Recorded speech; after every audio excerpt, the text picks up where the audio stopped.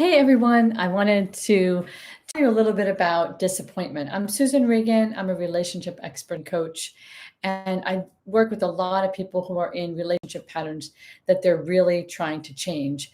So, if disappointment is one of your patterns, this might help.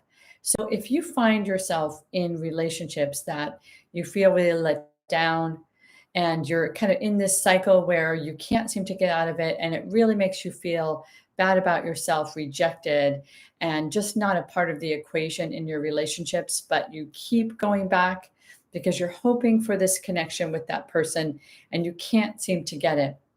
I hear a lot of people talking about, like, even if I'm at a restaurant and the bill comes, I notice that I have to deal with the person maybe not being able to pay or being late or not calling when they say or being really upset um, with their situation and then their life. So our time to spend together was kind of taken up by that, sort of this disappointment in connection with others and feeling like it just continues to cycle.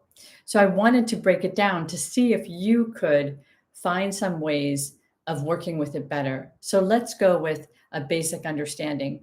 What happens with disappointment? So if we break it down, we have this goal, and the goal is to connect, right? To get something from somebody, like a good feeling, a happy time. Maybe it's intimacy, a nice dinner. Maybe it's just a good long conversation with a friend. Um, and that sort of connection of closeness, and what ends up happening is there's this goal that feels like the only person that can give it to you is that person. And sometimes the disappointment comes because either the person doesn't give it to you or they kind of give it to you half-assed, right? So if they're late, you're kind of feeling set up from that. If you feel like, it wasn't as special of a time, they were distracted. So there's this thing of, I didn't really quite get that thing that I wanted.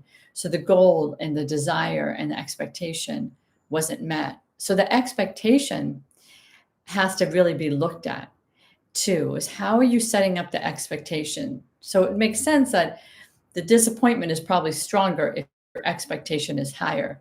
And what we need to look at is, what's the reality of the situation? And am I setting myself up not to make the reality more important than my expectation? So let me tell you a little bit more about why relationship disappointment patterns happen. A lot of times in childhood, we experience the same kind of feeling, or we might have had some trauma in our earlier relationships where we felt really similarly, like someone wasn't there for us. We were abandoned or neglected, or we just weren't that important. We just didn't feel that important. So when we get triggered when we first have this fallacy of like what we want, what we're hoping to get, and then the expectation of it, and then the expectation isn't met, then what happens is our earlier experience kicks in and we're actually re-experiencing that whole scenario. And so what you have to do to get through this is really experience the disappointment of the event that you're in currently, separate from the childhood experience. But you really have to move through the childhood experience and understand that that disappointment really existed and that it really hurt you. So you move through and do some work with that earlier experience. Otherwise, that reoccurring earlier experience is going to kind of pollute everything that feels similar to it, that feels like a letdown. So we really want to look at how we set up our own cycle and where we are. And it would be great if you could just kind of think about your earlier experiences and what this is mimicking, and then set yourself up. So in the dealing with the feeling part, whether it's the present feeling or the past feeling, as an adult now, you can make better decisions for yourself. If you feel really sensitive to a situation, like, let me meet you there because I really have a hard time if we're running late, or I know sometimes there's traffic, or sometimes this is a bad area to get a Wi-Fi connection. If that's the situation, you're taking care of yourself better, you're having better boundaries, and you're keeping your expectations steady. You have to watch out for something that's called the valley of disappointment, which is where you start falling into the pattern of disappointment. You have that goal, desire, outcome. You underestimate the reality of the situation or that person because maybe you're not seeing the person in their capacity. They might not be capable of connecting with you at the level that you fantasize about.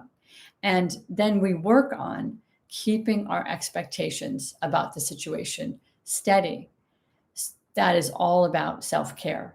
The other part is when you're experiencing disappointment, really talk about it with somebody else. Let it out, get a different perspective, and also reframe it. Like, what is disappointment continuing to tell you about yourself and your relationship patterns? Where do you keep getting caught up and stuck?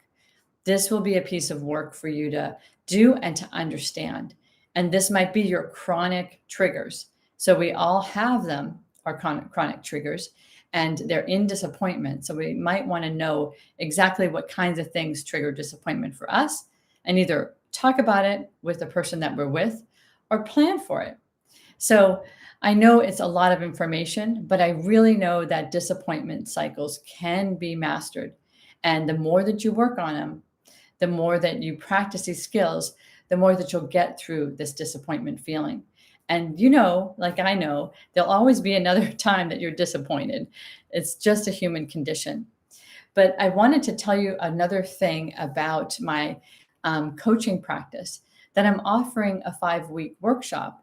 And if you're experiencing disappointment in your intimate relationship and you don't know how to assess the situation, whether you should work on your relationship, whether you should leave it, or whether it's just not a good time to do anything, this workshop will give you a path and help you make that decision.